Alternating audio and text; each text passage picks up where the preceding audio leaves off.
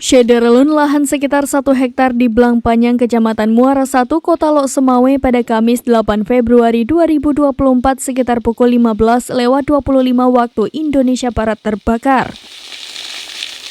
2 unit damkar dari Pemko Lok Semawe sempat dikerahkan ke lokasi. Di samping juga saat proses pemadaman melibatkan TNI Polri, relawan ERPA, RAPI, dan masyarakat.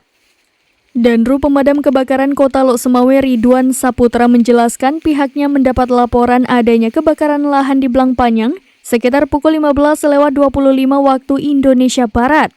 Setelah mendapatkan laporan, 2 damkar Pemko Lok Semawe langsung dikerahkan ke lokasi.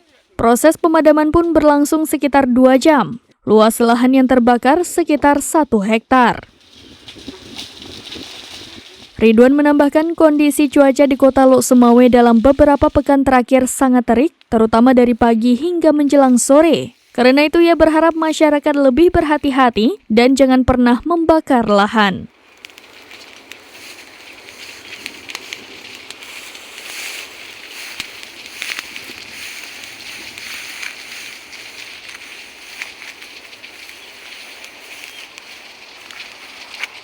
Dari Lok Semawe, Saiful Bahri, serambinews.com. Download Tribun X sekarang, menghadirkan lokal menjadi Indonesia.